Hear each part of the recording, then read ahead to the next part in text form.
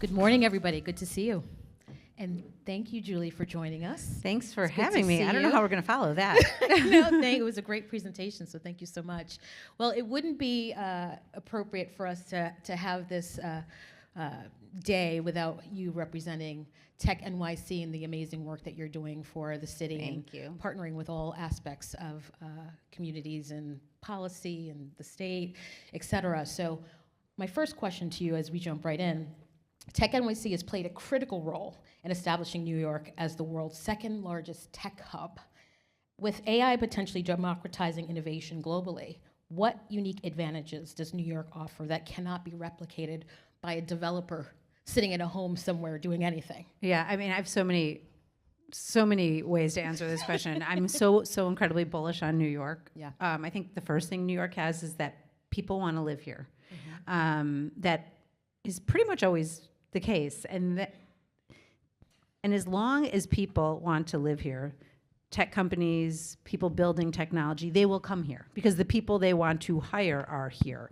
So, you can peel back that onion in many ways, but I think the most important thing is that New York is a place where people want to be. And as much as we're talking about how the robots are coming, actually people build technology. So I'm just at its base, that's thing number one. The other thing I think that is crucial, it's funny, I was thinking about this, I just saw a Worth magazine back there, it has Steve Case on the cover. Steve Case wrote a book about the waves of technology, the infrastructure wave, which happened mostly on the West Coast, the application layer, the SaaS hole companies, which I thought was very funny. The application layer really did bring the internet, it made it accessible to a lot of people.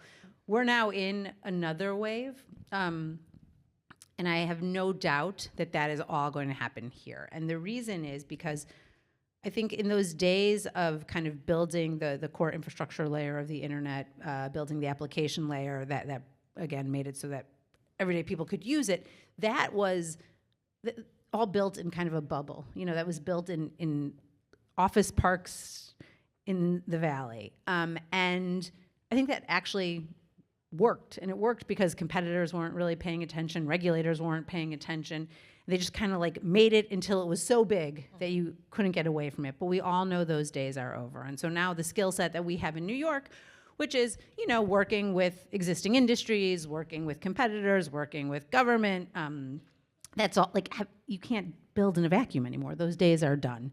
And then the last thing I'll quickly say on that, just one layer lower, is that the technology that is changing the economy, that is changing the world, it's in other sectors. It's about fashion and tech and media and tech and finance and tech, et cetera, et cetera, et cetera. And all of those industries are here. So I feel like and obviously San Francisco is having a moment when it comes to AI. I would never, that's obviously true. But when it comes time to figure out how the tools are being used, who's paying for them, what it looks like in practice, that's a New York conversation. So let's take a step back for those who may not know Julie and the organization. Tell us a little bit about Tech NYC and the engine. It's literally the nucleus for all things. Well, that's very kind, and probably an overstatement, but I appreciate it. Okay, this is the setup for Tech NYC. The technology sector is obviously going to be, if it is not already, the biggest industry in the city. I don't know how, I run an organization called Tech NYC. I don't know how you define what a tech company is. Every company is a tech company, fill in the blank. So I think, I could list a whole bunch of data, I can explain that, but we all know that premise is true, that the tech is going to be the primary driver of our city's economy. As that transition happens, we at Tech NYC really spend our time thinking about what does that mean for the city? How do we get that transition right? What does it mean politically? What does it mean philanthropically? What does it mean civically? How do we bring this increasingly growing part of the economy in to help New York, really, and ensure that New York is a place where this part of the economy can grow, and also how this part of the economy can help New York. So we have a bunch of members. We do a bunch. We have 550 members, biggest tech employers to the smallest, and we We do work in Albany and New York City around politics and policy. We do a ton of events. We have some really incredible programming. I think we'll talk a little bit about some of these, but we have a huge project called Decoded Futures that we do through our foundation, where we help New York nonprofits build AI capacity in these 6-week cohorts. It's just been amazing.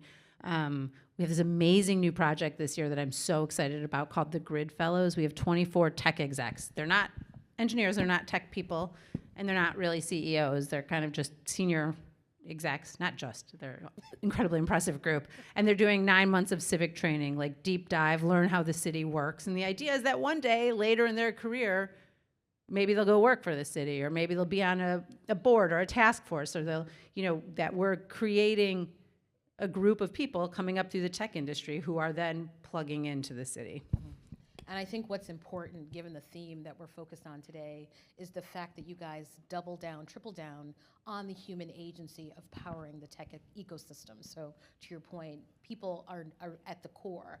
So that's something, that's a powerful thing to emphasize. So in terms of all the work that you're doing comes tremendous lessons learned. So what have you learned from the various industries within the city and how they're powering the AI ecosystem and the engine?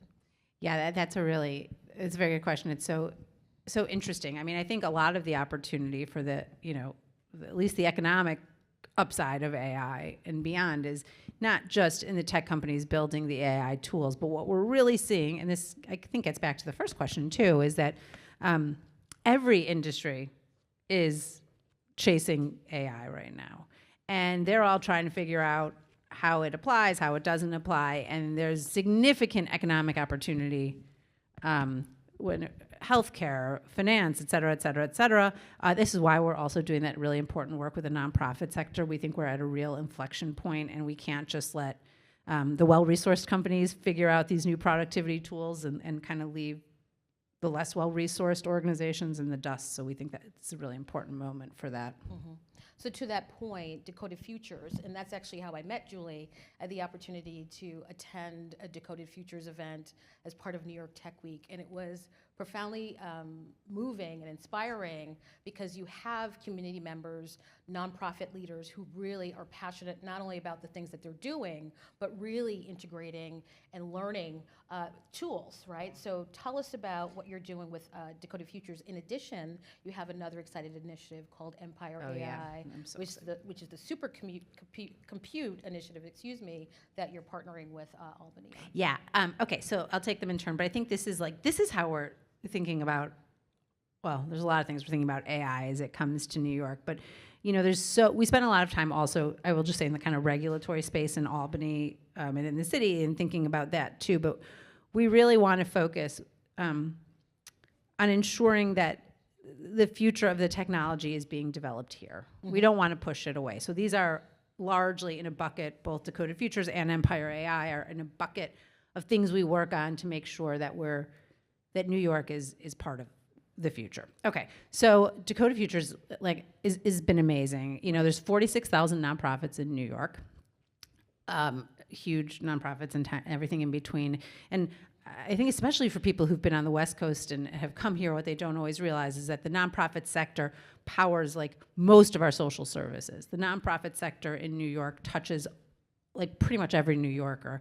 And of course, they're resource strapped by definition for many of them, and many of them are not tech focused, some are. So we're really working in these cohorts again to help these nonprofits not develop real AI muscle. And it's not just we're gonna come here for one day and we're gonna teach you how to use all the tools, but it's really empowering people in the organizations to think about rapidly evolving technology. And then at the end of these 6 weeks, the nonprofits do these demos. It's amazing. They literally make you tear up. I will never forget the first set of demos. There was one woman who got on stage and she said, I'm going to show you how something that used to take me 4 hours now takes 3 minutes. And it was filling out this spreadsheet she worked in an education nonprofit, and this was a super annoying part of her job. And this woman did not go work for this nonprofit to be filling out spreadsheets. She went there to be doing the work in the schools. And so we freed up, working together, she freed up 3 hours and 57 minutes to do the work that she went there to do. And it's oh, right. So the conversations that we're having around regulating, I think those are all really important, but also I don't want to lose the promise. And the promise right now in some ways actually is much smaller than a lot of what we talk about. You know, it's incremental, but it can be transformative. And that's kind of the magic of it. And I think that's awesome. So that's Dakota Futures. It's amazing. And then Empire AI is something we've been very involved with. Also, and just an amazing initiative that I actually think we don't talk about enough, so I'm really glad you asked. Yeah. New York State is an N of one in this space. Governor Hochul, it's a public-private partnership. Governor Hochul has put in a significant amount of money from the state. The private side is a number of academic institutions, Columbia, Cornell, NYU, SUNY, CUNY, RPI, University of Rochester. I'm forgetting some, but you get the sense. Statewide, a number of academic institutions, as well as philanthropic dollars. And they are building a computer in Buffalo where it uses hydro, so it's great. And also it's gonna like heat all the dorms. It's really cutting edge on efficiency, which is exciting. And it's already up and running, but not the big one. The big one is being built, but we have earlier versions that are up and running. And the thing about this that is amazing is, as I'm sure many of you know, the one of the major limiters in the AI space is access to compute. Very expensive. Really, only the largest tech companies have these big computers right now with, you know, the top of the line NVIDIA chips mostly. So we built it in New York for the academic researchers. The only people who are allowed to do research on this computer, Empire AI, are the academics who work at the institutions, who are the partners. And we are the only state in the country that has this. There's really not even another one in the world. We are really pushing the boundaries of academic research in New York. It's truly amazing. There are already over 500 projects up and running, like really interesting dynamic research, drug discovery, hate speech and social media, responsible AI, like you name it. And there's demand from the academic partners that cannot even remotely be met, even at this scale. So it's an amazing thing New York has done. So in terms of a topic that's, you know, hot for everyone and a concern for everyone is what to do about talent and the pipeline for talent being able to find access to opportunities. So Tech NYC has an amazing initiative where I think you've reached and touched over 2,000 public school students in giving them access and visibility as part of the tech community. So tell us about what you're doing to really, again, uplift the communities that you, like you mentioned with Dakota Futures, giving them opportunities to have a pipeline to careers. Yeah, I think this is crucial. This is like one of the most important things we can do. And I also think it's really complicated right now because the job market is rapidly, you know this better than I do. The job market is not great. The jobs are rapidly evolving. The companies don't even know what jobs they're going to be hiring for a few years from now. And it makes this part of the conversation, frankly, more challenging and a little scary. Yeah. But the things we really try and do, so we partner with New York City Public Schools on a project that they do called Future Ready. We get thousands of New York City public school students doing micro projects with tech companies. So this is another like really, they do these projects and then you go see the presentations at the end and you're like kind of crying in the back. You feel so good about the world and you're like, keep it together, keep it together. You know, and it's just really important for us we do a lot of internship programming too. We get some support from the city. Placing longer term interns. The ones with Future Ready are shorter term 6-week projects. We partner on something called the Computer Science for All Fair. 2,000 high school students come for a day out at the Armory. And they kind of meet the tech companies, but we're really just trying to demystify the private sector. I'm not in Oracle, like I cannot tell you what the entry-level jobs are going to look like in a couple of years. No one can. I mean, I just don't think we really know. But what I do know is that if we're building relationships, again, demystifying the private sector, that is one way I know to kind of try and create the kind of connectivity that we'll really need for the future workforce here. Great. And at least what you're doing is providing hope. And I think there's not enough of that. So making sure that we realize all early career opportunities cannot disappear. They just can't. They can't. And you know what? I mean, tech job, for better or worse, it does not matter. Tech jobs are growing in New York City faster than any other industry. You know, there are more new tech jobs than any other new type of job. And so this is like the world we live in. And when you ask New Yorkers, and we've done polling on this, when you ask New Yorkers kind of what they think about tech and what they think about specific tech companies, as you'd imagine, you get a mixed bag. But what you do get is that everyone wants their kids to get jobs at the companies. Right. And so that's a really important thing. Yeah, Yeah. absolutely.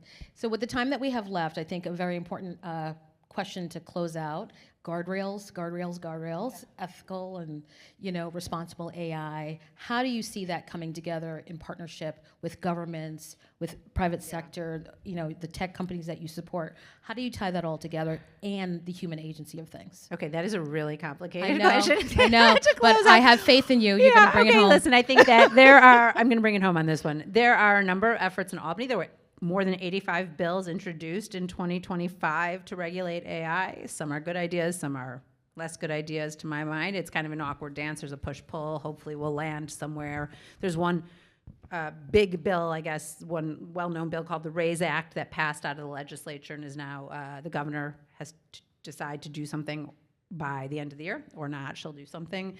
California has done something here around risk mitigation. I think so we'll see the state kind of whack-a-mole of regulatory. Listen, Congress, I wish Congress would do it. I wish we had a national standard. We don't. I don't think we will anytime soon. So the states will continue to play in this space. Tech NYC, I kind of say we speak tech to government and we speak government to tech. So we try and help broker as many of those conversations as possible, land in a place that we think works the best for the most New Yorkers. I will just say this, though, and this is why I'm so bullish on Empire AI. It's why I think Decoded Futures, I kind of keep coming back to this, but the thing I worry we could get wrong is that we push the development of these technologies to other states that don't share our moral code. So this is imperfect. This is one of the more challenging parts of my job, but I feel strongly that I'd rather see these technologies be developed here by New Yorkers in a state that does care about the environmental risks, in a state that does care about the ethical risks. What are we going to do? Send it all to Texas? That's not a good outcome either. So trying to figure out how to thread that needle is a big piece of the work. We live in unprecedented, crazy, crazy times. And I think there are a lot of us who are just trying to figure out how to get to a place that, again, works for the most New Yorkers. Right. And I hope we don't lose the wonder about the opportunity, because it is really, it's very exciting. It's a little scary, but it's very exciting. Very exciting, and everybody wants to be in New York doing the thing. So because New York is the best place to live. It is. It is. It is. It is. So we appreciate you for taking time out of your busy day, being with us, and introducing Tech NYC to the community here. We have a great daily newsletter, actually, that talks about tech and things going on in New York City. You can just go to technyc.org. I think it says sign up on the first page. It's actually amazing. It's it's just, the first section is stuff happening that you need to know in New York, and the second section is a quick tech hit, and it's a great read. And they're always introducing organizations, startups that got their series funding. So there's a lot of great information Events, in terms of what's happening in events. Yeah, so thanks. Sign up. Thank you, Julie. I always forget to do that. That was great. Appreciate it. Thanks, Good to see everybody. everybody.